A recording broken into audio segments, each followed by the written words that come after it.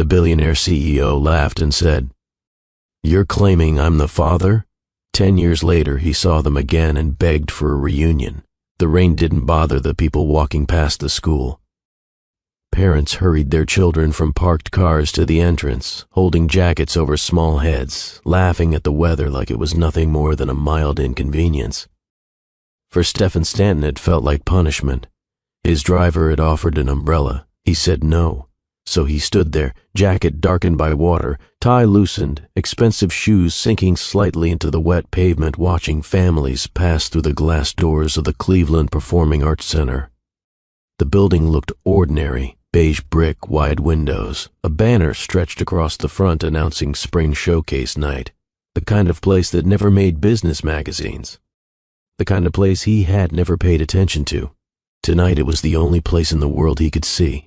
10 minutes earlier, he had been in a chauffeured sedan reviewing merger documents on a tablet. His assistant's voice echoed in his ear through a Bluetooth earpiece, listing numbers that once made him feel powerful: revenue streams, market positioning, expansion targets. He cut her off mid-sentence. "Pull over," he said. The car slowed too late, stopping near a crosswalk already flooding with runoff from the gutters. He stepped out before the driver could open the door, ignoring the confused protest behind him. His phone buzzed in his hand. He silenced it. Across the street, a group of children crowded around a teacher holding a clipboard. They were dressed in costumes that didn't match, some wearing glittering wings, others in baseball caps or paper crowns. Their parents hovered behind them with phones raised, searching for the perfect angle. Stefan didn't look at the costumes. He looked at one boy near the end of the line, a thin kid with dark hair falling into his eyes. The child laughed at something the teacher said, a quick sound that reached Stefan before the traffic light even changed. It was the laugh that stopped him. Not loud, not theatrical, just a quiet burst of humor someone makes when they're trying not to draw attention to themselves. Stefan had spent a decade training himself to ignore small details. He noticed balance sheets, not faces, profit curves, not voices, but this one cut through everything. The boy turned his head slightly, just enough for the light to hit his face. Same brow, same small crease between the eyes when he focused on something. The same way Stefan's own face had looked in old college photos he kept locked in a desk drawer he rarely opened. He took one step closer to the curb. The light changed. Parents surged forward. The boy was pulled along by a woman with chestnut hair tied loosely behind her head. She was smiling down at him, saying something Stefan couldn't hear through the rain and traffic. His stomach tightened. This was impossible. He told himself that. He had built his life on impossibility, deals that couldn't close, markets that couldn't be entered. He made a career out of proving that limits were optional. Yet here he was, standing in a soaked suit in the middle of Ohio, staring at a child who should not exist. The driver called his name from behind him. He didn't turn around. Instead, he stayed rooted to the pavement as the woman and boy crossed the street and disappeared through the school doors, swallowed by warm light and sound. The rain intensified, soaking the shoulders of his jacket, flattening his hair, dripping from the edges of his eyelashes. He didn't wipe it away. He stayed there long after the doors closed, hands clenched at his sides, breathing slow and uneven, staring at the place where the boy had vanished, knowing with a clarity that felt like impact that the life he thought he understood had just collapsed under its own weight. He used to believe certain moments were harmless. A shrug, a laugh, a polite dismissal followed by the click of an office door. He had catalogued that meeting with Zelda Christ as nothing more than an awkward interruption in a busy quarter. No files, no legal notice, no follow-up, the kind of moment that vanished as soon as the next call arrived. Standing in the rain, Stefan finally understood how wrong that belief had been. The sentence he had laughed at 10 years earlier didn't disappear. It waited. It waited through stock surges, magazine covers, televised interviews where he talked about discipline and vision.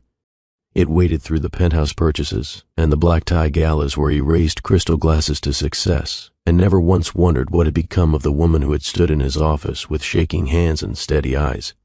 He had laughed because it was easier than listening. Now the bill had arrived, and it was not addressed to his company. It was written into the face of a child who had just walked into that school auditorium, carrying nothing more than a costume bag and the unguarded trust of someone who had no idea his existence had ever been denied. The price of that single laugh wasn't money, it was time. It was 10 birthdays that Stefan had never attended. 10 years of scraped knees, lost teeth, school projects, quiet victories that belonged to a father who had been busy becoming untouchable. He had built systems designed to measure risk, but there was no metric for this. No chart could show how a moment dismissed in a climate-controlled office could follow him across a decade, across states, across versions of himself he no longer recognized. He had believed power insulated him from consequences. That belief had shaped every decision he made. You move fast. You don't look back. You don't stop for conversations that threaten to complicate your trajectory. Yet here, in front of a modest school with water pooling around his shoes, that belief collapsed. The past hadn't needed lawyers or board approvals to catch up with him. It simply waited for the right hallway, the right laugh, the right face, and when it arrived, it did not ask permission. It demanded attention. There are questions no one prepares you for. They don't show up on performance reviews or appear in quarterly projections. They surface when the noise finally dies down and you're left alone with the version of yourself you've been avoiding. Have you ever realized that the thing you brushed aside without a second thought ended up costing you years of your own life? Have you ever been so certain of your direction that you forgot to ask who was no longer walking beside you? Stefan had spent a decade measuring success in figures so large they blurred into abstraction. 7-figure bonuses, international acquisitions, offices in cities he never had time to explore.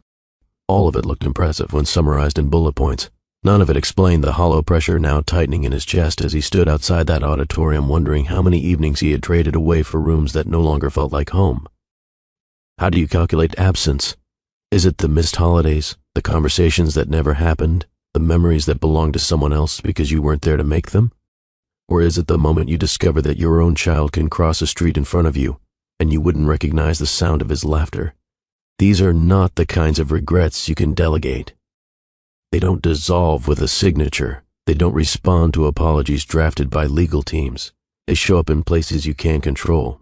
School steps, park benches, chance encounters that fracture the narrative you've built about yourself. Every adult watching this has their own version of that rain-soaked sidewalk, a decision that seemed necessary at the time, a door closed because it was inconvenient to keep it open. A person who became part of the past not because you meant to hurt them, but because you were busy becoming someone else. The uncomfortable truth is that we all assume there will be time later to make things right. Later is not guaranteed. The hardest part wasn't that the boy existed, it was that the boy didn't look back. Stefan remained outside while families poured into the building, their voices drifting through the doors in scattered bursts. Inside, that child would soon take a seat, swing his legs beneath a folding chair, wait for his name to be called without ever wondering why the man in the rain had gone quiet at the curb. To him, Stefan was just another stranger in a suit, no history, no shared mornings, no familiar tone in his voice. The boy would never know that a decade earlier a woman had stood in a glass-walled office with the same eyes and the same steadiness, trying to explain a future that had just been dismissed with a laugh. He would never know how close he had come to being erased from a man's life before he ever learned how to write his own name. This is where the wound deepens.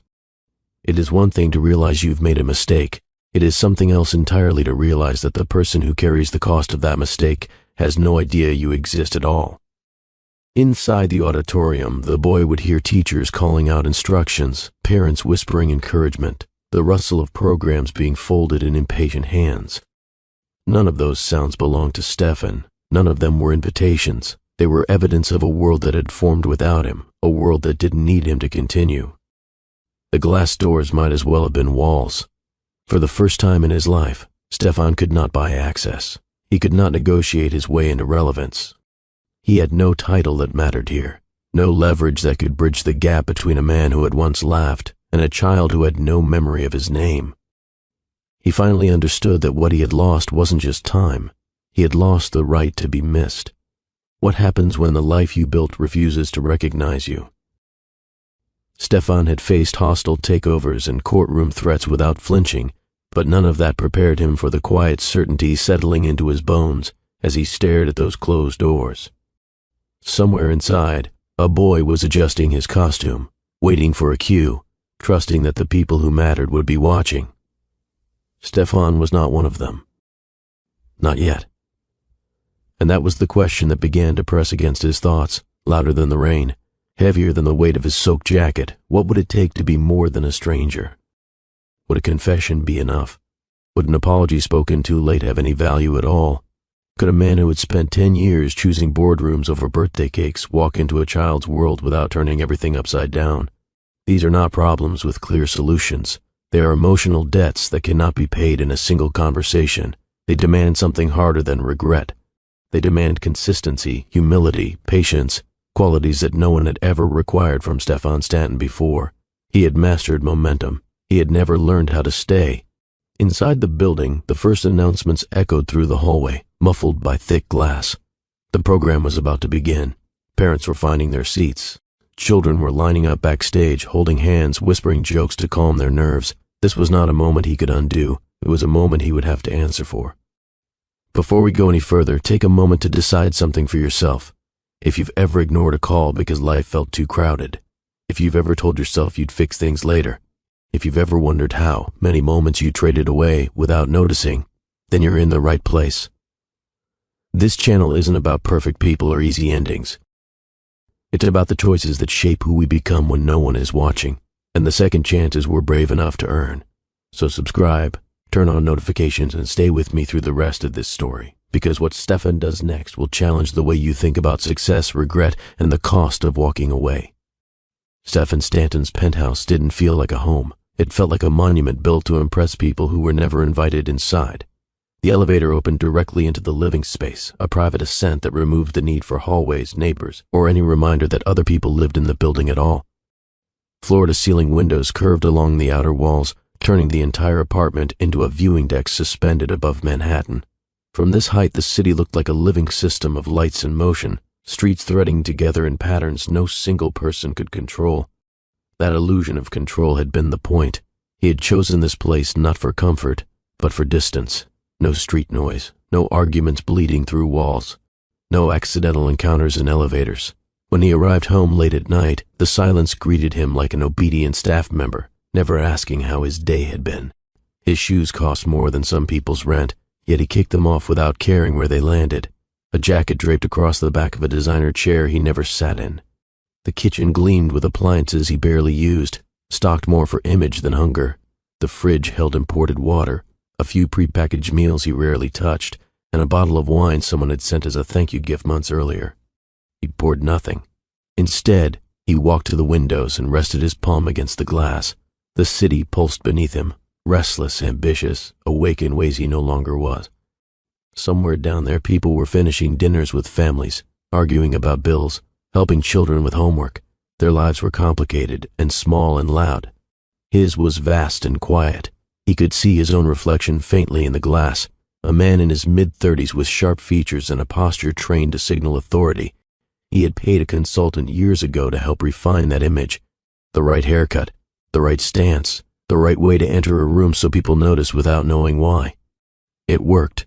Every article written about him mentioned discipline, vision, a work ethic that bordered on obsession. None of them described how the penthouse felt at midnight when the contracts were signed and the calls had ended and there was nothing left to manage. He had acquired space the way other people acquired friends. Entire rooms existed only to demonstrate how many rooms he could afford. A home theater with leather seating arranged for guests who never came. A guest bedroom with sheets that still smelled like the packaging they arrived in. Sometimes, when the insomnia refused to let go, he wandered from room to room touching objects that had been chosen by decorators who didn't know him. Marble counters, abstract art with price tags that could fund scholarships, furniture that looked as though it had been designed for photographs rather than for use. Nothing in this place carried a memory, and that was how he had wanted it. To the outside world, Stefan Stanton was a success story written in clean lines and confident language. Business journals praised his strategic instincts. Conference hosts introduced him as a visionary who redefined what modern leadership looked like. His name appeared on panels, in headlines, in conversations among people who liked to believe they were shaping the future. He wore that reputation like a uniform. Every public appearance was calibrated. He spoke in concise sentences that sounded thoughtful without revealing anything personal. He smiled at the right moments, shook hands with the practiced ease of someone who had done it 1,000 times before, and never lingered long enough for small talk to turn into questions. In interviews, he told stories about discipline, about rising early, about the importance of surrounding yourself with the right people. He avoided mentioning the hours he spent alone in his apartment staring at the city, unsure why the victories he collected felt increasingly abstract. No one asked about that. They didn't see the way he sat in the back of black cars scrolling through messages that had nothing to do with him. They didn't see him return to a silent apartment and leave the lights off because it felt wasteful to illuminate rooms no one else would ever enter. They didn't see the way he paused before pressing the elevator button each night, not because he was tired, but because he couldn't remember what he was returning to. His calendar was packed months in advance, yet there were no personal commitments written anywhere. No birthdays, no anniversaries, no reminders to call someone just to hear a familiar voice. His phone rang constantly, but none of the calls were about him. When a deal closed, assistants congratulated him. When a new office opened, someone brought champagne. He nodded, raised a glass, delivered a line about teamwork, and felt nothing shift inside. It was possible, he realized, to be admired by thousands of people and still be unknown to everyone. That was the difference between his reputation and his reality. One was polished, public, endlessly affirmed. The other lived quietly behind locked doors, asking questions he never put into words. There was a moment that came after every victory, and it never looked the way he expected. It arrived once the handshakes ended and the conference rooms emptied. Once the emails slowed and the congratulatory messages lost their urgency. It arrived when the driver dropped him off and the elevator doors closed behind him, sealing him into a vertical ride that carried him away from everyone else's expectations. That moment was quiet. Not the calm kind of quiet people talk about when they mean rest. This was an absence, a space where celebration should have lived but never did. He had learned to anticipate applause, not stillness, momentum, not pause. The pattern had been reliable for years, achieve something difficult, hear praise from people who needed something from him. Return home, stand in a room that didn't remember him, feel the day drain out of his body with nothing left to replace it. It took him longer than he liked to admit to realize that the silence wasn't an accident. It was the product of choices stacked on top of each other, each one defensible on its own, each one narrowing the circle of people who had access to him as a person rather than a position. He had stopped hosting dinners because schedules conflicted. He had stopped accepting invitations because conversation felt inefficient. He had stopped checking in with anyone who didn't move his goals forward. The result was a life engineered for output, not for presence. On nights when he returned early, which was rare, he sometimes turned on the television without really watching it, letting voices fill the space so the apartment wouldn't feel as hollow. He kept the volume low, not because he was trying to be considerate of neighbors, but because he didn't want the sound to feel real. When the screen went dark, the quiet returned. And in that quiet, he began to sense that something in his life had gone missing long before the boy outside the auditorium ever appeared. He had never been sentimental. That was one of the traits people admired most about him. He didn't linger on the past. He didn't romanticize mistakes. He treated life like a series of strategic adjustments, always forward, always efficient. But efficiency has a blind spot. It measures what you gain, not what quietly disappears. In the rare moments when the city outside his windows dimmed and the hum of traffic softened into something distant, Stefan felt a pressure that no acquisition had ever relieved. It wasn't sadness in the way he understood it. It was a sense of misalignment, as though his life had drifted several inches off its intended path, and no one had thought to correct it.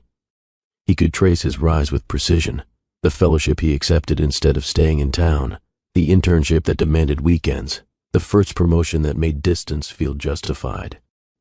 Each step had come with a reason that sounded responsible at the time. Yet standing alone in a penthouse that knew nothing about him, he began to recognize a pattern he had refused to name. Every advancement had required him to leave something behind, a relationship that became inconvenient, a promise that could wait, a version of himself that believed success would eventually feel like a rival. He had never asked what those trade-offs added up to. The question formed slowly, the way difficult truths often do, not as a dramatic realization, but as a persistent discomfort he could no longer ignore. What did I sacrifice to get here? He had always assumed the answer would be vague: time, energy, sleep, the usual costs of ambition. But the image of a boy crossing a street in Cleveland had begun to intrude on those calculations, reshaping the question into something far more personal. What if the real cost wasn't abstract at all? What if it had a name he had never learned to say? Stefan's headquarters had been designed to discourage vulnerability. Visitors passed through a lobby of polished stone and muted colors, where the air always smelled faintly of citrus cleaner and money. The receptionist's desk curved like a barrier rather than a welcome, and behind it assistants moved with quiet precision. Eyes trained on screens that tracked arrivals down to the second. Nothing about the building invited people to linger or share personal news. Zelda Chris didn't look like she belonged there. Her coat was thin for early winter, the fabric worn at the cuffs, but she wore it with a posture that didn't ask permission. When she gave her name at the desk, her voice was steady. Not loud, not pleading, simply present. "I have an appointment with Mr. Stanton." The assistant glanced at the calendar, then at Zelda, then back at the calendar again as if checking for a mistake. Stefan rarely took unscheduled meetings, and when he did, they were with men in tailored suits who arrived flanked by advisors. Zelda stood alone, a canvas bag slung over her shoulder, eyes scanning the lobby as though she were memorizing the place rather than feeling intimidated by it. She waited while calls were made. No foot tapping, no shifting weight. She simply watched the elevator doors open and close, people stepping out with the distracted look of professionals whose thoughts lived elsewhere. To them, this building was a routine. To her, it was unfamiliar territory layered with memories she hadn't expected to revisit. When the assistant finally waved her through, Zelda followed without comment. The elevator ride was silent. The walls were mirrored, multiplying her reflection into versions she didn't recognize. A woman with lines at the corners of her eyes that hadn't been there 10 years earlier. A woman who had learned to manage disappointment without letting it settle into her bones.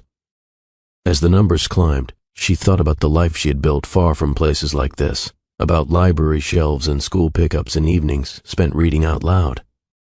She thought about how strange it was that a single address could feel so disconnected from the decade that had shaped her. The doors opened onto a floor that smelled faintly of polished wood and filtered air. She stepped out, adjusted the strap on her bag, and walked toward the office at the end of the hall, carrying a truth that had been waiting far too long to be heard. Stefan's office was a study in controlled distance, a wide desk positioned like a border, leather chairs angled to face him rather than sit beside him, a wall of windows that made the city feel like a backdrop instead of a place. When Zelda was shown in, he barely glanced up from the tablet in his hands. 5 minutes, he said, eyes still scanning a report. Zelda didn't correct him. She took the chair opposite his desk and waited until the assistant closed the door behind her. Only then did she speak. "I'm not here for money." That was enough to make him look up. His expression shifted, not into curiosity but into calculation, the way it always did when conversations veered off script. People usually opened with flattery or opportunity. They wanted endorsements, investments, favors they believed his name could unlock. Zelda offered none of that. Her hands rested loosely in her lap, fingers interlaced, the faintest tremor passing through them before stillness returned. She didn't lean forward. She didn't raise her voice. She spoke as though the words had been practiced, not for persuasion, but for survival. "I believe you're the father of my child." The sentence landed between them without drama, without emphasis. It wasn't an accusation or a plea. It was a statement shaped by 10 years of restraint. Stefan stared at her, searching his memory for a script that fit this moment. He had rehearsed responses to lawsuits, hostile media, hostile executives. He had never rehearsed this. For a second, the only sound in the room was the low hum of the building's ventilation system, a reminder that this place was designed to keep discomfort at bay. Zelda waited. Stefan blinked once, then again, as if the room had momentarily slipped out of focus. Of all the directions that meeting could have taken, this was not one he had prepared for. He leaned back in his chair, studying Zelda with the same detached assessment he used in negotiations, searching for a pattern, a motive, a point where logic could reassert itself. "You're serious," he said at last, more to himself than to her. She didn't respond. She didn't need to. The stillness in her posture carried the answer. A short sound escaped his throat before he could stop it. It wasn't loud, and it wasn't cruel, but it was unmistakably a laugh, the reflex of someone who has just heard something too implausible to engage with. That's not possible," he said, rising to his feet. The movement was automatic, a way to put space between himself and a conversation that felt like it had violated the order of his life. I think you've confused me with someone else." He walked around the desk, already reaching for the door handle, his mind retreating into familiar terrain where problems were solved by removal. This was a misunderstanding, a miscalculation, something that could be corrected by ending the interaction quickly. Zelda stood as well, but she didn't follow him. "You were the only person I was with," she said quietly. He paused, hand still on the handle, then shook his head as though the gesture alone could restore reality. "This conversation is over," he replied. It was a line he had delivered countless times in different contexts. Usually it carried authority, finality. Here it sounded thin, stretched over a truth he didn't want to consider. The door was almost open when she said it, not loudly, not in a way meant to stop him by force. The word barely made it across the room, fragile and restrained, as though she had weighed every possible version of herself and chosen the one that could survive being heard. "Please." Stefan froze. He didn't turn around. He stared at the metal handle in his hand, feeling the cool surface press into his palm, aware that the choice in front of him was no longer about scheduling or convenience. It was about whether he was willing to look back at something he had already decided belonged to the past. Behind him, Zelda stood in the center of a room built to keep emotion out of reach. "I didn't come here because I wanted to," she continued, her voice steady despite the tremor he could now hear beneath it. "I came because I didn't want him to grow up thinking he was invisible." That word settled between them with a weight he couldn't dismiss. Invisible. He imagined a child learning to accept absence as normal, learning to build explanations where answers should have been. The thought felt intrusive, unwelcome, too intimate for a space he had designed to be impermeable. He closed his eyes briefly, then opened the door the rest of the way. "I'm sorry," he said without facing her. "You've made a mistake." The door shut behind him with a soft, almost polite sound, the kind that never echoed. "Before we go any further, I want to pause for just a second. Have you ever told the truth and watched someone turn away before you could finish the sentence? Have you ever carried something important alone because the one person who needed to hear it decided it was easier not to listen? Share your story in the comments. Someone reading it may realize they're not the only one who's been unheard." 10 years earlier, long before corner offices and private drivers, Stefan's world was small enough to fit between campus buildings and a narrow side street lined with secondhand bookstores and copy shops. The cafe sat halfway down that block, wedged between a laundromat and a thrift store that always displayed a crooked mannequin in the window. Its sign flickered whenever it rained, as though the place itself was unsure whether it deserved to stay open. Inside, the air carried the scent of over-roasted beans and baked goods that had spent too long under heat lamps. The furniture didn't match. A collection of chairs salvaged from different decades crowded around scratched wooden tables. The floor creaked in certain spots, revealing paths regulars learned to avoid. This was where people went when they had more time than money. Stefan chose the back table because it came with an outlet and the illusion of privacy. His laptop balanced on a stack of textbooks, power cords stretched like a lifeline toward the wall. He was finishing a proposal for a startup competition, eyes stinging from lack of sleep, shirt rumpled from nights spent on library couches. Across the room, Zelda argued with the barista about the price of a sandwich. "I come here every day," she said, not angry, just earnest. "Yesterday it was $1 less." The barista shrugged, already turning to the next customer. Zelda paid anyway, sliding coins across the counter with fingers smudged by ink from her literature notes. She scanned the cafe for a place to sit, and hesitated when she noticed the table across from Stefan was empty, except for a chair with a torn cushion. "Is this taken?" she asked, gesturing toward it. Stefan looked up, surprised to hear a voice that wasn't coming from a screen. He shook his head. "Go ahead." She dropped her bag at her feet and settled into the seat, balancing her sandwich on a napkin. For a moment they existed in parallel silence, two students pretending the world wasn't waiting outside with rent due and futures undecided. He noticed the book she placed beside her plate, a collection of essays with dog-eared pages and handwritten notes in the margins. She noticed the formulas scribbled across his open notebook, the kind of symbols that looked like another language. They didn't know it then, but that cafe, with its flickering sign and unreliable prices, was about to become the first place either of them felt seen. Zelda took a bite of her sandwich, then paused, studying the numbers and arrows scattered across Stefan's notebook. "You're either solving a problem no one else has figured out," she said, "or trying to convince yourself you are." He looked up, a smile forming before he could stop it. "Is it that obvious?" She nodded. "You've been staring at that page for 10 minutes without typing anything." "That's because the idea is bigger than the screen," he replied. "If I get it wrong now, I'll be fixing it for months." She wiped her hands on the napkin, then leaned closer, not close enough to invade his space, but close enough to show curiosity. "What is it?" He hesitated. He wasn't used to explaining half-formed plans to strangers, but there was something about the way she waited, patient, unassuming, that made the words come easier. "It's a data platform," he said, "for small businesses, something that makes growth predictable instead of a guessing game." Her eyes brightened. "You want to turn uncertainty into something people can manage. That's one way to put it." She laughed softly. "I study literature. My whole field is about uncertainty. People making the wrong choices and then pretending they meant to." "Sounds like business," he said. This time her laugh was fuller. They talked while the cafe emptied around them, moving from school schedules to favorite authors to the strange pressure of trying to become someone when you didn't yet know who that was supposed to be. When she stood to leave, she hesitated, then slid a scrap of paper across the table with her number written in looping ink. "Next time," she said, "you can tell me if your platform actually works."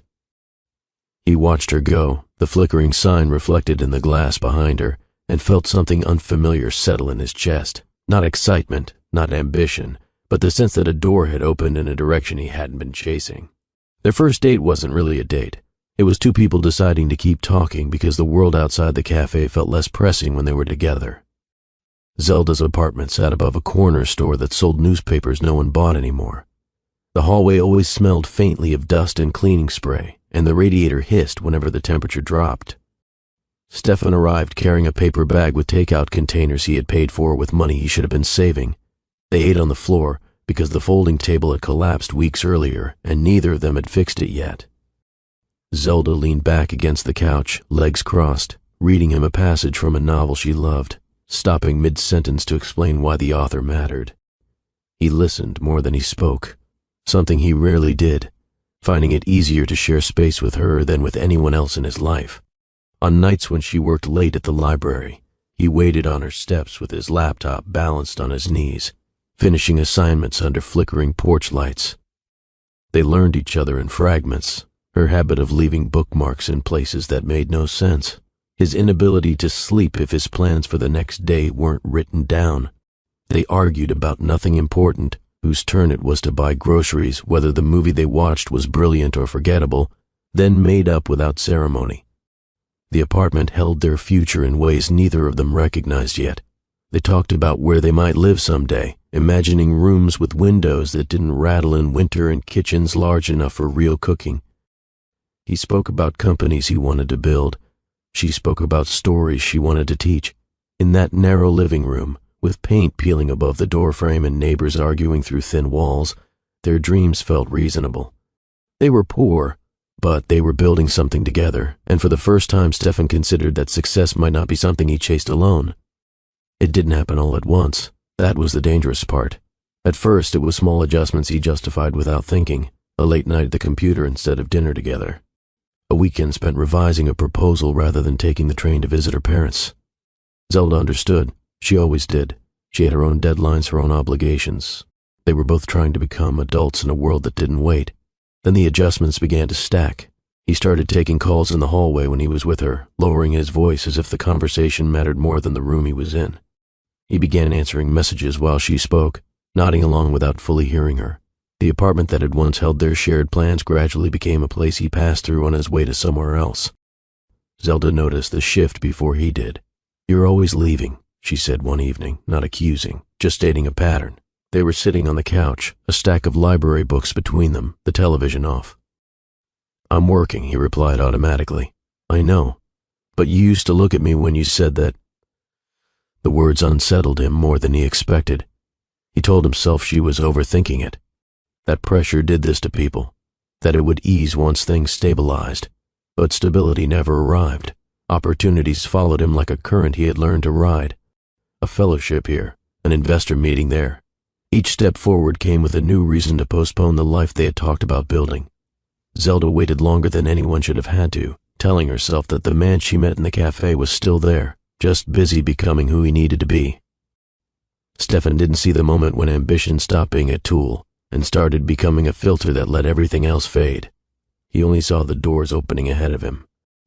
He didn't notice the ones closing behind. The email arrived just after midnight, when Stefan was sitting on the edge of Zelda's couch with his laptop balanced on his knees and his phone face down on the coffee table so he wouldn't be tempted to check it. He had promised her a quiet night. No calls, no work. The subject line was short enough to fit on the screen without scrolling. Offer. He opened it without thinking. The message came from a venture firm he had been chasing for months, the kind whose name alone changed the way people spoke to you. They wanted him in New York. Not as an intern, not as a junior analyst.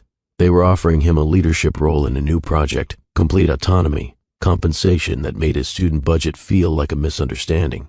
He read the numbers twice, then a third time, because he was sure he had misread them. Across the room, Zelda was curled up in a blanket, reading. She glanced up when he exhaled sharply. "What is it?" she asked. He told her it was nothing, but his voice betrayed him. He stood, pacing the narrow living room as though the walls had started to press in. The apartment that had once felt like possibility now felt temporary, like a waiting room he was about to leave. New York. The word carried weight. It meant offices with views. It meant resources. It meant no more wondering if he was good enough to make it work. The firm wanted him to start within the month. Zelda watched him process the news without being told, reading it in the way his posture straightened, in the way his eyes brightened in a way she hadn't seen in weeks. "You got something big, didn't you?" she said. He nodded, finally sitting beside her. He explained the offer, the title, the scope of the project, speaking quickly, as though if he stopped, the opportunity might disappear. Zelda listened carefully, asking questions, trying to match his energy. Yet when she congratulated him, he felt a flicker of something he couldn't name. Not guilt exactly, but awareness. He was already imagining a life that didn't fit inside this apartment. The promotion wasn't just a step forward, it was a door closing, even if neither of them was ready to say it. He left 2 weeks later with a single suitcase and the promise that nothing had to change. New York welcomed him with long days and unfamiliar faces, all of them speaking a language of momentum he had spent years trying to master. The firm moved fast. Meetings replaced meals. Nights blurred into early mornings. He told himself the distance was temporary, that once he proved himself, he would find the space to return to the life he had left behind. Zelda called every evening at first. They spoke about small things because the big ones felt fragile over a phone line. She told him about the library. He told her about the office. They avoided talking about how the silence between calls seemed to grow heavier. One night, after he missed their usual time, she left a message he didn't hear until hours later. "Just call when you can," she said. "I want to hear your voice." He listened to it in the back of a car while his new manager outlined next quarter's objectives. He didn't interrupt the meeting to return the call. He planned to do it later. Later never came. By the time he finally reached her, the conversation felt misaligned, like two people speaking through different versions of the same memory. She asked when he was coming back. He answered with phrases that sounded responsible but meant nothing. Soon became when things settled. Settled became after this project. After this project became a calendar he never checked. The night it ended was unremarkable. No shouting, no ultimatums, just exhaustion on both sides of the line. "I don't recognize us anymore," Zelda said quietly. Stefan leaned against the wall of a conference room, staring at a chart he had memorized earlier that day. He could hear people laughing somewhere down the hallway, celebrating a deal he had helped close. "I don't know what you want me to do," he replied. "I want you to come back," she said. "Even for a weekend." He didn't answer right away. The pause stretched. She filled it with a breath that carried more meaning than any argument could have. "I think this is where we stop pretending," she said. When the call ended, he stood there long enough for the hallway to empty. He told himself it was for the best. That they had simply outgrown each other. That ambition required distance. He didn't consider what else it might require. The apartment felt different after the call ended. It wasn't emptier, It had already been that, but quieter in a way that pressed against Zelda's ears. She went through the motions of her evenings for several days, shelving books at the library, answering polite questions from coworkers who didn't need the real story, returning to a place that no longer waited for anyone. The nausea started a week later. At first she blamed stress, too much coffee, not enough sleep. But when it didn't pass, she bought a test from the pharmacy on the corner, the one with the flickering sign that never seemed to work properly. She paid in cash, folding the receipt into her pocket as though it carried something shameful. She took the test standing in a bathroom barely wide enough to turn around in, one hand braced against the sink because the floor felt unsteady. The radiator knocked in the background, indifferent to whatever was about to change. 2 lines appeared. She sat down on the closed toilet lid and stared at them, not because she didn't understand, but because she did. Because every memory of the last 10 years rearranged itself in her mind, sorting into before and after without her consent. There was no one to call. Her parents lived hours away and had never hidden their concerns about her choices. Her friends were scattered across states, busy building lives that didn't include this version of her. And the man who should have been on the other end of the phone was learning a new routine in a city that had already absorbed him. She held the test in her lap until the lines blurred, then wrapped it in toilet paper and placed it carefully in the trash, as though gentleness might soften the reality. Later that night, she lay awake with one hand resting on her stomach, not feeling anything yet, just acknowledging that something had begun without asking permission. She didn't cry. She made a list instead. Appointments to schedule, hours to request at work, questions she would have to answer for herself long before anyone else asked them. She wasn't sure how she would explain the absence, but she knew she would, because she had already learned how to be alone. Stefan noticed the missed calls first, not because he checked his phone more often, but because the screen no longer lit up with her name. He told himself it was a relief, proof that they had both accepted what had happened. The firm demanded more of him every week, and he was grateful for the distraction. It gave him a reason not to think about the person he had left behind. When an unfamiliar number finally appeared in his inbox, he didn't open it. The message preview showed only the beginning of a sentence. "I need to tell you something important." He assumed it was a misunderstanding, a delayed reaction, something he could deal with once the quarter closed. He archived it without listening. That was the first silence he chose. The second was easier. Weeks turned into months. His name appeared in articles. He learned the rhythm of boardrooms and back-to-back flights. He replaced old contacts with new ones, building a network that spoke in returns and leverage. Zelda's absence became a shape he learned to move around. He never deleted her number. He didn't have to. The space between them widened on its own. By the time the voicemail reminder icon disappeared, he had forgotten what her voice sounded like. Not deliberately, just the way people forget small details when they no longer serve the present moment. He would later claim he didn't know, that he never received the message, that the timing was wrong, that life had moved too quickly. But the truth was simpler. He had been given a chance to listen, and he had chosen quiet instead. Zelda didn't leave in anger. She left because staying meant explaining too much to people who didn't need the whole story. The bus station sat on the edge of town, a low concrete building that smelled of disinfectant and diesel.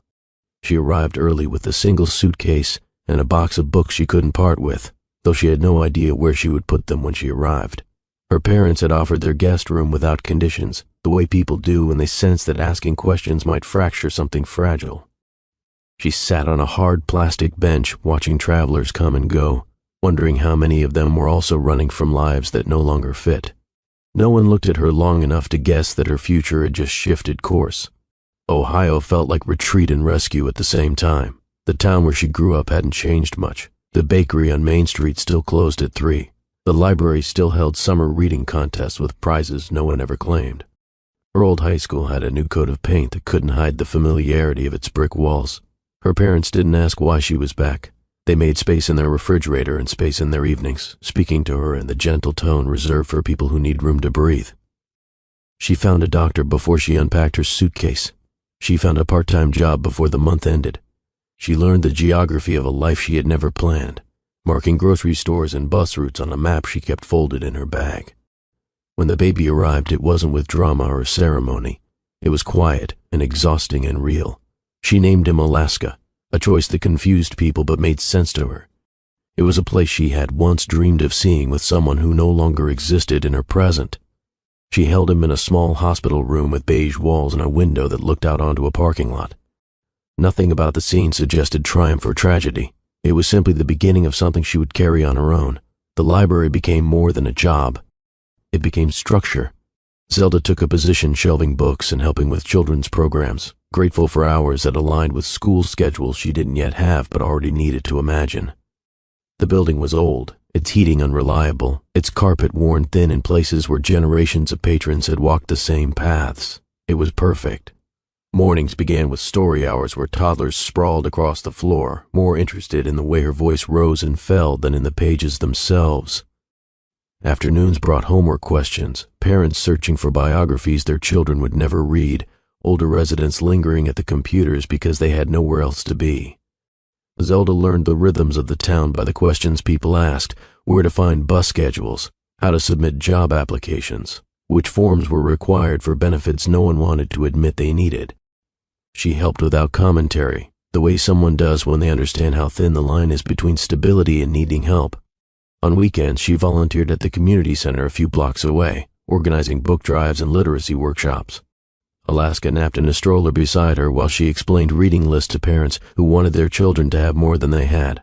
Money was tight, but not chaotic. She learned how to stretch groceries, how to keep a household running on predictability rather than abundance.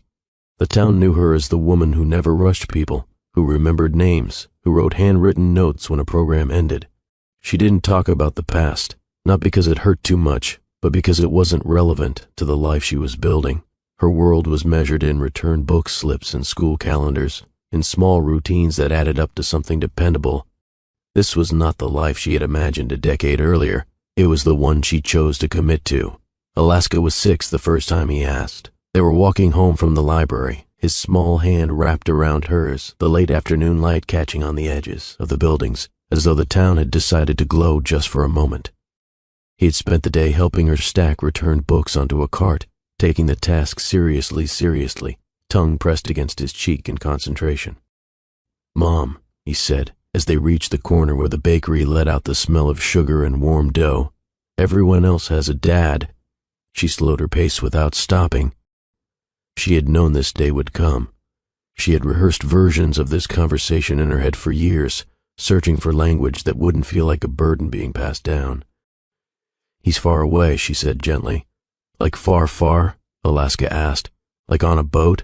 She smiled at the image. "Not on a boat." He accepted this for a few steps, then tried again. "Is he coming back?" The question didn't carry blame. It carried curiosity, the kind that children have when they're assembling the world piece by piece.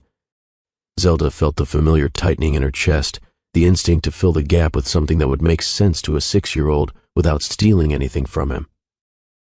"Some people don't know how to stay," she said. "But that doesn't mean they don't matter." Alaska kicked a pebble along the sidewalk. "Did I do something?" She stopped then, crouching, to his level so their eyes met. "No," she said, with a firmness that surprised even her. "You didn't do anything wrong. You are exactly who you're supposed to be." He nodded, not fully understanding, but comforted by her certainty. He took her hand again, and they continued down the street, his question unanswered in the way some truths have to be, at least for a while longer. Zelda learned to answer questions in layers. When Alaska was small, the answers were simple. His father was away. His father was busy. His father was part of another life that didn't fit inside bedtime stories or school projects. None of it was false, but none of it carried the weight she bore alone. She never spoke badly about Stefan, not because she forgave him, but because Alaska didn't need to inherit a wound he had not asked for. He needed space to imagine a person who wasn't defined by absence. When classmates made cards for Father's Day, Zelda helped Alaska write a letter to his grandfather instead, turning the day into something that felt chosen rather than lost. When school forms asked for emergency contacts, she listed neighbors and aunts and community members who had quietly woven themselves into their lives. Over time, Alaska stopped asking the question directly. It surfaced in other ways. A pause when teachers mentioned families, a careful glance when friends talked about weekend plans with parents who weren't his. Zelda noticed everything. She answered with consistency rather than explanation, showing up to every recital, every conference, every scraped knee and lost shoe. Her presence became the answer to a question she could not yet fully explain. One evening, when Alaska was older and bolder, he said, "I think he didn't want us." The words were casual, but they landed hard. Zelda closed the book she was reading and looked at her son for a long moment, choosing her response with care. "I think some people don't understand what they're walking away from," she said, "but I know this. You are wanted."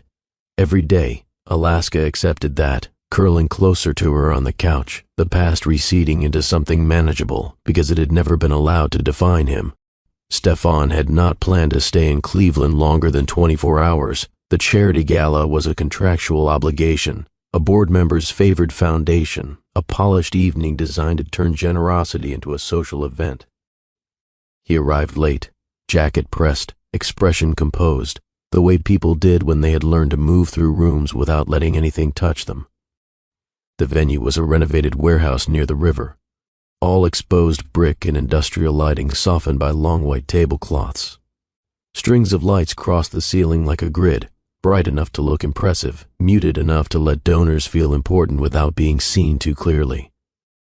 Music drifted in from a quartet stationed near the bar, their sound absorbed by conversation and the clink of glasses.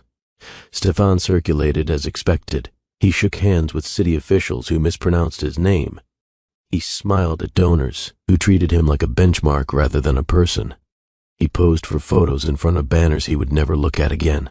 The evening unfolded with predictable efficiency, opening remarks, a short video about the foundation's work, applause calibrated to appear sincere.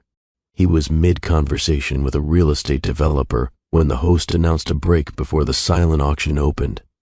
Guests drifted toward the exits for air, phones glowing as messages were checked. Stefan followed without urgency. Outside, the night was cool and clean after a day of rain. Food trucks lined the sidewalk, offering tacos and coffee to guests who wanted something less formal than what waited inside. He stood near the curb, loosening his tie, letting the noise of the event blur into background. This was the part of the evening he usually enjoyed most. Not the speeches or the recognition, but the anonymity that came when the spotlight moved elsewhere. For a few minutes, he could pretend he was just another man killing time between obligations. He had no idea that the rest of his life was about to walk past him on a sidewalk in Ohio. He was reaching into his pocket for his phone when he heard it. It wasn't loud enough to draw attention from anyone else.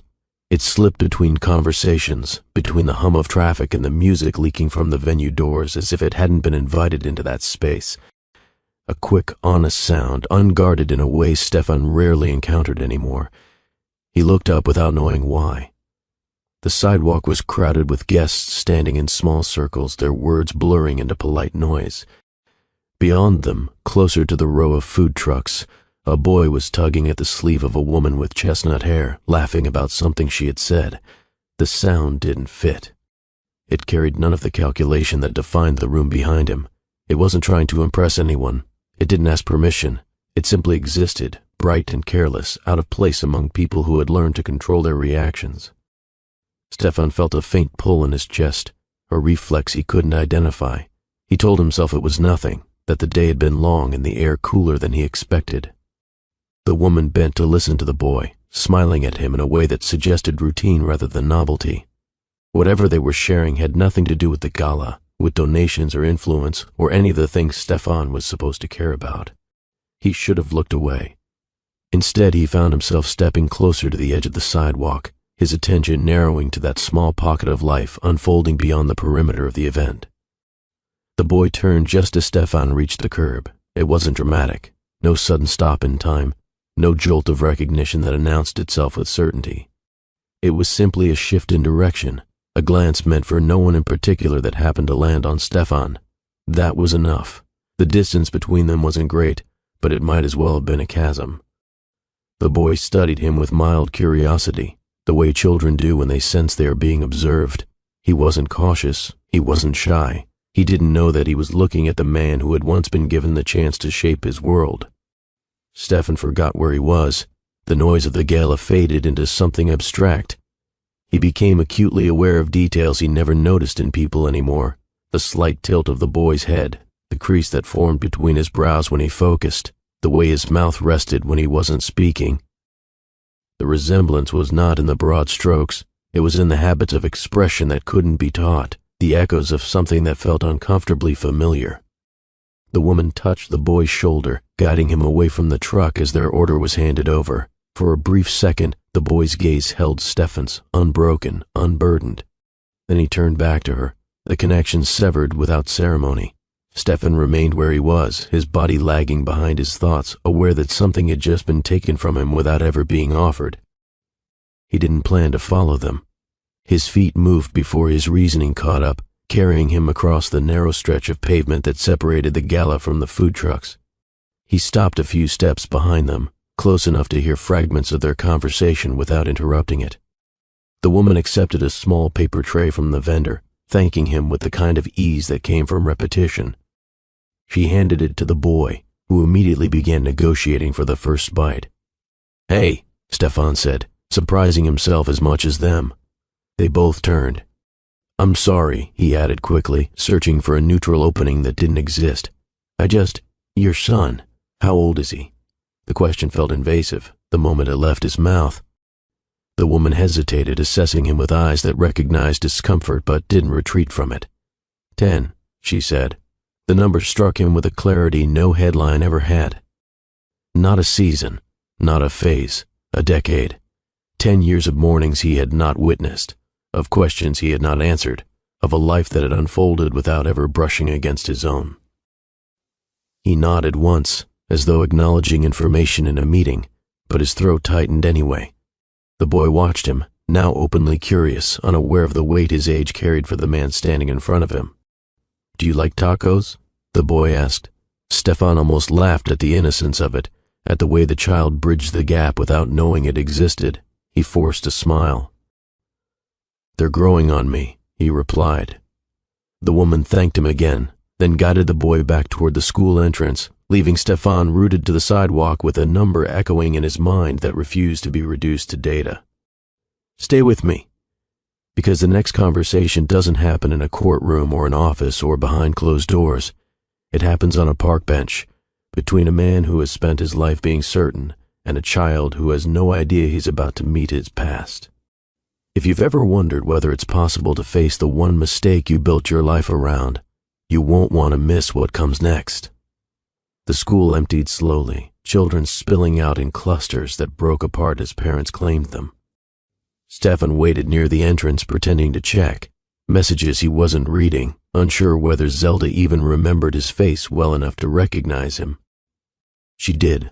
Their eyes met across the sidewalk, and something in her expression shifted, not surprise, not relief, but recognition tempered by caution. Alaska tugged at her hand, already asking questions she hadn't answered yet. Stefan stepped forward, then hesitated, the practiced confidence he carried in boardrooms dissolving in the open air. "Could we talk?" he asked. Zelda looked at her son, then back at Stefan. A long pause followed, heavy with everything they hadn't said in a decade.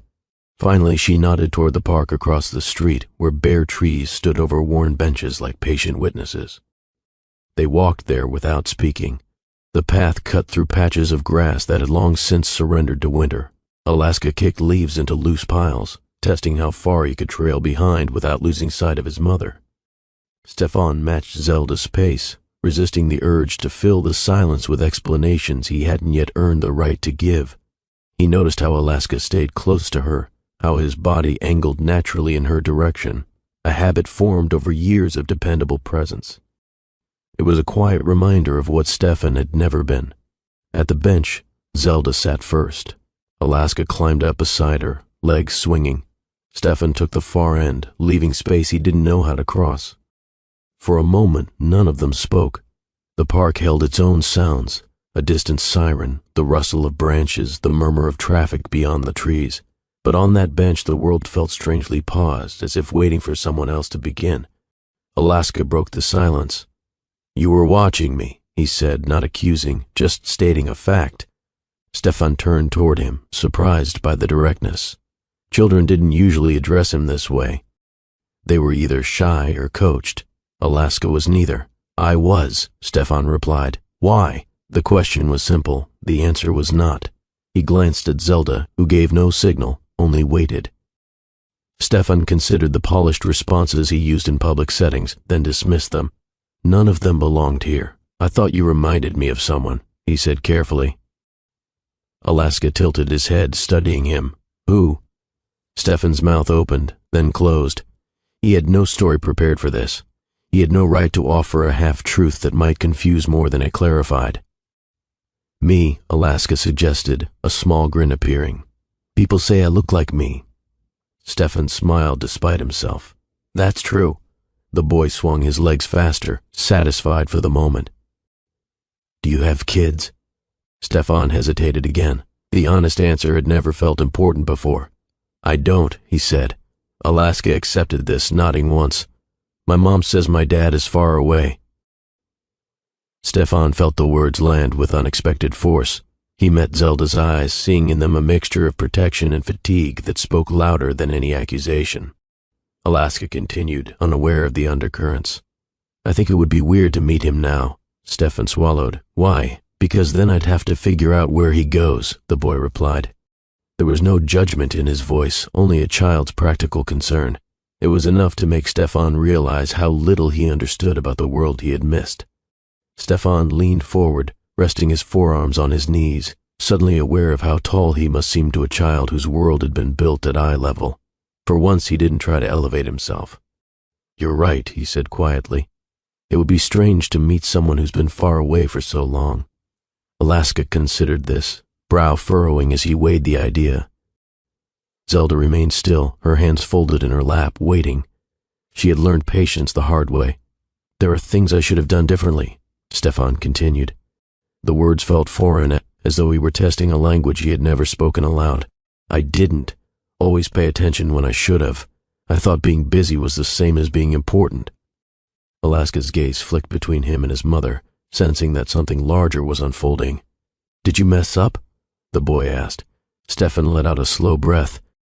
He could have softened it, wrapped it in careful phrasing. Instead, he chose the simplest form. Yes, he said. I messed up.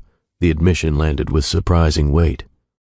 Not because anyone was shocked, but because it had been so long since he had allowed himself to speak without a shield. Zelda shifted slightly, the smallest movement betraying a decade of restraint. She had not come here to extract apologies.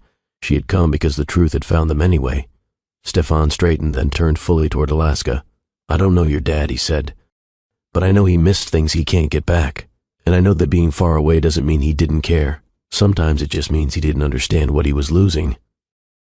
The boy absorbed this in silence, his legs slowing, his attention sharpening. Zelda broke the silence, her voice calm but edged with a weariness that had taken years to earn. Alaska, she said, there's something you should know. The boy looked at her, then at Stefan, sensing the gravity in the air. He didn't fidget this time. Remember how I told you some people don't know how to stay? She continued. He nodded.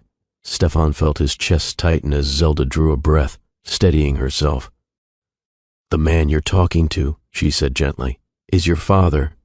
The words didn't explode. They didn't demand attention. They settled, soft but unyielding, filling the space between them. Alaska stared at Stefan, his expression unreadable. Seconds passed, stretching into something that made Stefan acutely aware of his own heartbeat. You look like me, the boy finally said. Stefan's throat closed. He nodded. I think I do. Why didn't you come to my birthdays? Alaska asked. There was no accusation in it, only curiosity, the kind that cuts deeper than anger ever could. I didn't know, Stefan replied, then corrected himself. I didn't listen. The boy considered this, then leaned back against the bench, processing a reality that had just shifted beneath his feet. You came today, he said after a moment. Yes, Stefan said, and I don't want to miss anything else. The truth, spoken at last, didn't heal the years between them. But it allowed air into a story that had been sealed shut for too long. Stefan didn't return to New York, not at first. He told his assistant to push meetings back by a week, then another, offering no explanation beyond a vague reference to personal matters. For the first time in his career, no one argued. His absence caused a ripple, but not a crisis. The company continued to function without him, a fact that unsettled him more than any boardroom challenge ever had. He rented a one-bedroom apartment 3 blocks from the library. It was above a dentist's office and across from a hardware store that advertised weekend discounts on its windows in thick marker.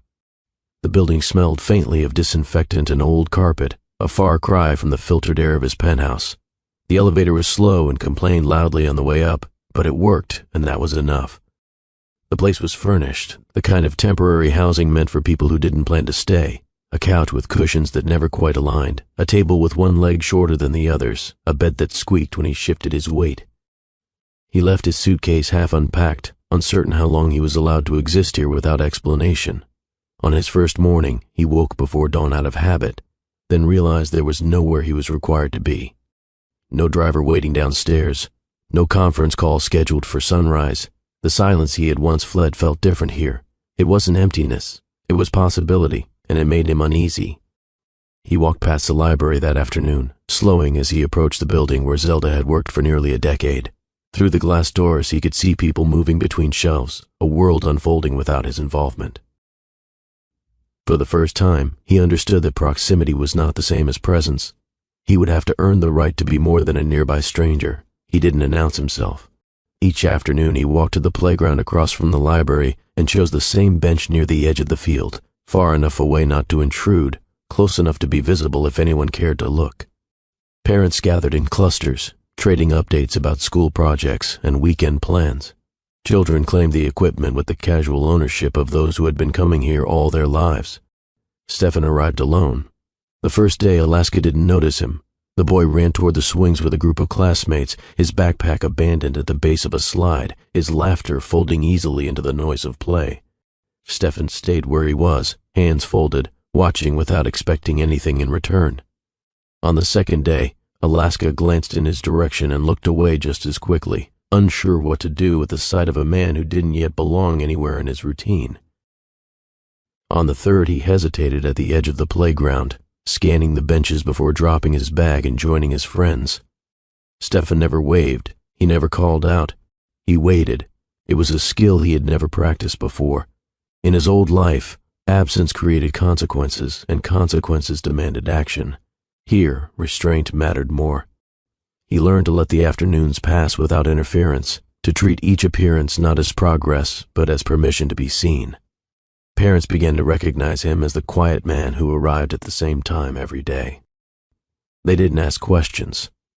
In small towns, people often learned that the most important stories reveal themselves without interrogation. By the end of the week, Alaska had stopped pretending not to look for him. Their eyes met once briefly across the playground. Stefan nodded. The boy nodded back. Nothing else happened, and for the first time in years, that was enough. The invitation came without ceremony. Alaska wandered over one afternoon, hands shoved into his jacket pockets, gaze fixed on the ground as though he were negotiating with himself rather than with the man waiting on the bench. "My mom said you like airplanes," he said. Stefan considered correcting him. He liked systems, not machines, but he recognized the opening for what it was. "I do," he replied. Alaska nodded, satisfied, and pointed toward the library. "There's a kit in the kids section. It's missing some parts, but it still works." They sat at a low table near the window while Zelda helped another child find a book. The kit was old, its box soft at the edges, instructions folded so many times the creases had become permanent. The pieces didn't align cleanly. A wing refused to slot into place. The glue bottle was nearly empty. Alaska frowned in concentration. "It's not straight." Stefan tilted the fuselage, examining the stubborn joint. "Neither am I," he said, surprising himself with the ease of the admission. The boy looked at him, puzzled, then shrugged and kept working. They compromised, bending the piece until it held, accepting the slight tilt that resulted. When they were finished, the airplane leaned faintly to the left, its decals crooked, its balance imperfect. "It's not perfect," Alaska said. Stefan set it on the windowsill, where it caught the afternoon light. "It doesn't have to be." They didn't hug. They didn't mark the moment with anything dramatic. They simply left the airplane where it could be seen, a quiet artifact of something fragile beginning to take shape. The question came at dusk, when the playground had emptied and the library lights glowed against the darkening sky. They were standing near the window, the crooked airplane still resting on the sill between them when Alaska spoke without looking up. "Are you going to go away again?" Stefan felt the weight of it settle into him, not as pressure but as responsibility. This was not curiosity. This was a boundary being tested. He knelt so their eyes were level. No performance, no carefully measured phrasing. "Yes," he said after a moment. "I'll have to travel sometimes, but I won't stop coming back." Alaska studied his face, searching for patterns he could rely on. "How do I know?" Stefan didn't reach for reassurances. He reached for the only thing that had any meaning here. "You'll see me tomorrow," he said, "and the day after that." The boy nodded slowly, not convinced, but willing to observe. Stefan stood, aware that every future appearance would either confirm or erase the words he had just spoken. Their conversations didn't start with forgiveness. They started with logistics, which days Alaska had practice, which mornings were busiest at the library, which route home avoided the broken sidewalk near the pharmacy. They spoke as two adults managing overlapping responsibilities, not as people reopening an old story. Some evenings, Stefan waited outside the library while Zelda locked up. The sun would already be slipping behind the hardware store across the street, leaving the sky streaked with fading color. Alaska usually ran ahead, tracing patterns on the pavement with his shoes, giving them space without knowing why. They walked in silence at first, the kind that wasn't uncomfortable but wasn't familiar either. The town moved around them, porch lights blinking on, neighbors greeting one another by name, a dog barking from somewhere down the block. Eventually, Zelda filled the gaps with practical details. The community center fundraiser, the school's upcoming book fair. Stefan listened, committing the rhythms of her life to memory the way he once memorized financial forecasts. It struck him how different this was from the life he had abandoned. No elevators, no assistants, no urgency manufactured by deadlines that existed only because he had created them. Just two people walking home, learning how to share the same sidewalk again. One evening, they stopped at the corner where Alaska usually turned toward their building. He lingered that night, fascinated by a stray cat hiding beneath a parked car, giving them more time than either had planned. Zelda didn't waste it. "You didn't choose to hurt us," she said, her voice steady. "But you chose not to look back." The words weren't sharp. They didn't need to be. They carried the clarity of someone who had long since finished arguing with the past. Stefan felt a familiar urge to defend himself rise in his chest, to explain the pressures, the opportunities, the fear of losing momentum. He let it fall away instead. "I thought if I stopped, everything I was building would fall apart," he said. "And what did fall apart?" she asked. The answer was visible in the direction Alaska had just run. "Everything that mattered," Stefan replied. Zelda nodded once, as though confirming something she had already known. "I didn't need you to be perfect," she said. "I needed you to be there," Alaska called out to them, having successfully coaxed the cat into stepping closer. They watched him for a moment, sharing the sight without comment. "You can't fix what you missed," Zelda added. "You can only decide what you're willing to show up for now." The statement settled between them. Neither accusation nor absolution, but something more demanding than either. Stefan didn't answer her with promises. He had made enough of those to himself over the years, always assuming there would be time later to convert intention into reality. This time, he chose something harder. He opened his calendar that night and began removing things. A conference in San Francisco, a panel in London, a meeting he had postponed 3 times already because he liked how it made him feel needed.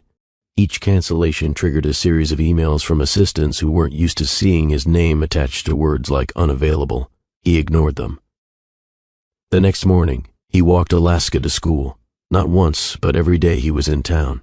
He learned the names of teachers. He attended a parent meeting where he spoke only when asked. He sat through a local council discussion about playground funding and took notes he didn't need to take, simply because being present felt unfamiliar and therefore necessary. When he did have to travel, he left early enough to make it back by evening, not because it was efficient, but because he had learned that distance grows in the gaps people don't notice. Zelda watched without comment. She didn't test him with ultimatums. She let time do what it was better at than arguments ever could. And over weeks that turned into months, Stefan's absence became an exception rather than a rule. His vow wasn't written anywhere. It was carried in small choices that no one would ever report on. The boardroom in New York had not changed. Same polished table that reflected overhead lighting like a mirror. Same leather chairs arranged with exact symmetry. Same panoramic view of the skyline that made every decision feel larger than it was. Stefan took his seat without the usual ceremony. The directors were already there, files stacked neatly, tablets glowing with agenda items that had been discussed for weeks in his absence. One of them smiled in a way that was meant to be reassuring. "We were beginning to wonder if Ohio had claimed you permanently." A few restrained chuckles followed. Stefan didn't join them. "I need to adjust my role," he said. The room quieted, not because he had raised his voice, but because he rarely used that tone. The one that wasn't performative, wasn't strategic, the one that carried no interest in negotiation. The chief financial officer leaned forward. "We've been reviewing projections for the European rollout," she began. Stefan held up a hand. "That can wait." They exchanged glances. This wasn't part of the script. For the past decade, he continued, "This company has been built on availability. Mine. If something needed attention, I was there. Flights booked, meetings moved, everything else postponed." He paused, measuring the distance between the man he had been in this room and the one who now sat there. "That approach cost me more than I understood at the time," he said. The silence thickened. People shifted in their seats, not uncomfortable enough to interrupt, not comfortable enough to relax. "I won't be able to lead the way I have been," Stefan finished. "Not anymore." No one spoke. For the first time since he had entered corporate life, he wasn't trying to convince anyone of anything. The head of strategy cleared his throat, recovering first. "We've invested months into the overseas expansion," he said, careful to keep emotion out of his voice. "Pulling back now would send a signal we can't afford." Stefan nodded. "I know." The projector screen behind him glowed with charts forecasting growth across new markets, projections he had once pored over with excitement. He recognized the arguments before they were spoken. The timing was right, the competition was slow, opportunity favored those who acted without hesitation.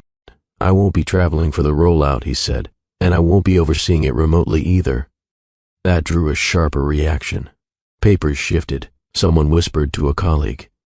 The idea that he would detach from a project of this scale felt implausible. "This isn't personal," the CFO said, attempting to reframe the moment. "It's structural. We need leadership continuity." Stefan leaned back, hands folded. "It is personal," he replied. "It just happens to affect the structure." They reminded him of shareholder expectations, of how carefully his public image had been cultivated. He listened without interruption, hearing in their words an echo of the logic he had once used to excuse everything else. "When you talk about continuity," he said finally, "what you really mean is control. I don't need to control this anymore." A director frowned. "Are you saying you're unwilling to make sacrifices?" Stefan thought of playground benches, crooked airplanes, evenings that no longer ended in empty rooms. "I'm saying I've already made the wrong ones," he replied. "No projection slide could compete with that." The chairwoman spoke last. Her voice carried the authority of someone who had watched founders burn out and walk away before, though rarely on their own terms. "If you're not leading the expansion," she said, "then we need to discuss succession." Stefan nodded once. He had anticipated this more clearly than anything else in the meeting. "I'm stepping down as acting CEO." The words settled across the table without resistance, as though the room had been holding its breath and was now willing to exhale. Someone reached for a pen. Another director closed a file that had suddenly become irrelevant. They asked about timelines, transition plans, public statements. Stefan answered each question calmly, outlining responsibilities he had once guarded closely. He named people he trusted to continue the work, people he had spent years training without realizing he was also preparing for this moment. When the meeting ended, he remained seated for a few seconds after the others stood, letting the room empty around him. He didn't feel lighter. He felt precise, as though a line he had been straddling for years had finally been crossed. He left the building without looking back at the skyline. For once there was somewhere else he needed to be. The school gymnasium smelled faintly of floor cleaner and cardboard props. Folding chairs were arranged in uneven rows, each one claiming a narrow square of personal space for parents who filled them with jackets draped over laps and programs folded too many times. Stefan arrived early, not out of habit but out of anxiety. He chose a seat near the center, close enough to see the stage without craning his neck, far enough back that he wouldn't distract Alaska if their eyes met. The stage had been transformed into something resembling a storybook forest, trees cut from green poster board taped onto wooden stands, glitter scattered across painted scenery by hands too small to control it. None of it was polished. All of it mattered. Children filtered in through a side door, shepherded by teachers who tried to keep order while stepping over fallen costume pieces. Alaska wore a simple outfit, a vest over a long-sleeved shirt, his hair combed to one side in a way Stefan recognized from the mirror. Zelda followed behind the line of students, offering quiet encouragement where it was needed, before slipping into a seat a few rows behind him. Stefan didn't turn around. He kept his attention on the stage, on the place where Alaska would soon stand and say lines he had practiced in the living room for weeks. He had listened from the hallway every night, pretending to review emails while committing each word to memory. When the lights dimmed and the chatter faded, Stefan felt something unfamiliar tighten behind his eyes. This wasn't pressure, it was presence, the simple fact of being here without an agenda, without a purpose beyond watching a boy he had once chosen not to know. He hadn't meant to move closer. At first he told himself the seat near the aisle offered a better view, but the truth was simpler. He wanted to be as close as he was allowed to be without interfering. When the teacher began arranging the children into position, Stefan leaned forward, elbows resting on his knees, a posture he usually reserved for negotiations. Alaska stood near the center of the group, shifting his weight from one foot to the other, mouthing the opening lines under his breath. Stefan watched the small gestures, the way Alaska straightened his vest, the quick glance he cast toward the audience as though searching for something he wasn't sure he was permitted to claim. Their eyes met.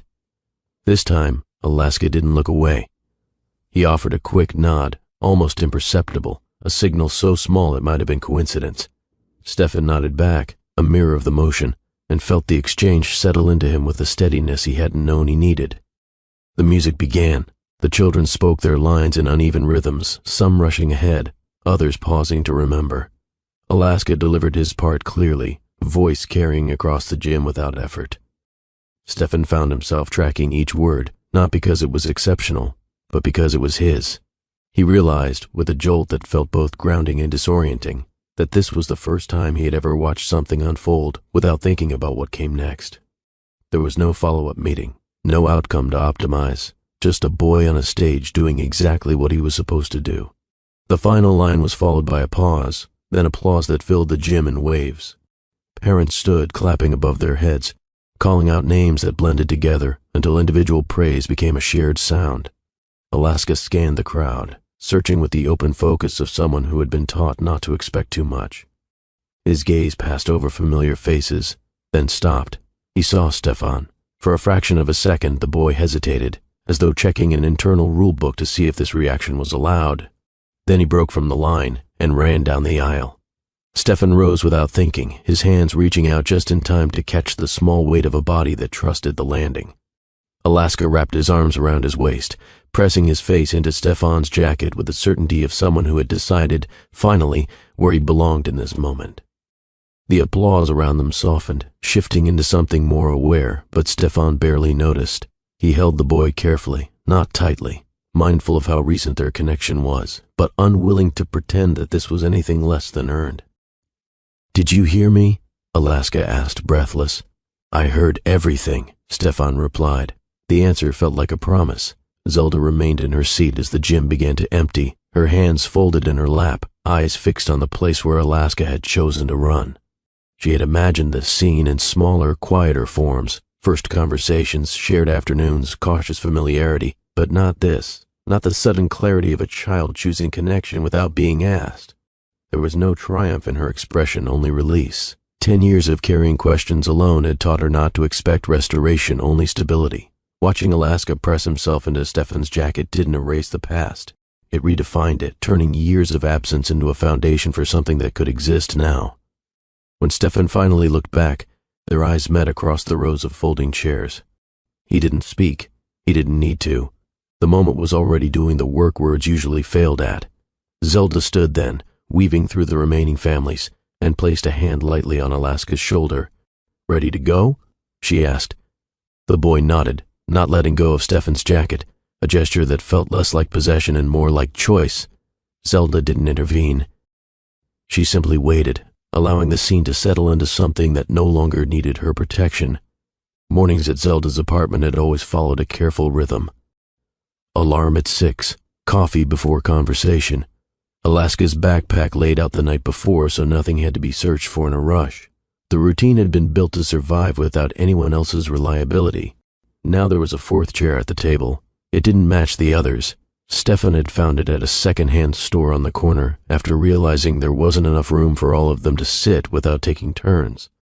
The legs were scuffed, the cushion faded, but it fit into the narrow kitchen in a way his old furniture never could have. Alaska claimed the seat nearest the window, eating cereal while narrating plans for the day as though they were being broadcast. Zelda poured coffee into mismatched mugs, the steam rising between them in soft, ordinary gestures. Stefan listened. He had once measured mornings in deadlines and departures. Now he measured them in toast that burned because no one was watching it closely enough, in backpacks forgotten by the door, in the small negotiations that happen when people are learning how to share space again. There was no ceremony to it, no acknowledgement that this scene would have been impossible a year earlier. It existed without explanation, and that was what made it feel real. When Alaska stood to leave, he paused, then reached for Stefan's hand in a way that suggested habit rather than hope. "You're coming to the library later, right?" he asked. Stefan nodded. "I'll be there." The words didn't feel like a promise. They felt like a plan. The apartment didn't change all at once. It adjusted in increments so small they would have been easy to miss if anyone had been looking for transformation instead of presence. Shoes accumulated by the door instead of being lined up. Notes appeared on the refrigerator written in different handwriting, reminders about school projects and grocery lists and events that mattered only to the people who lived here. The crooked airplane was moved from the library window to the living room shelf, where it leaned at the same familiar angle, uncorrected. Stefan never spoke about what he had given up. No one asked him to. His new life didn't need to be justified by the one he had left behind. What mattered was that he learned the layout of the grocery store well enough to shop without asking for directions, that he showed up to the same bench at the playground even when the weather didn't cooperate, that he remembered which mug Zelda preferred in the morning without being told. Nothing in this life could be measured in quarterly reports. It existed in repetition, in choosing the same streets, in staying long enough for habits to replace effort. The change wasn't dramatic. It was quiet and persistent, like something that had finally been given permission to last. Before you go, take a moment and think about the people who don't ask for much but mean everything. Who in your life deserves more of your time than they're getting right now? Leave their story in the comments. You never know who might read it and decide not to wait another 10 years.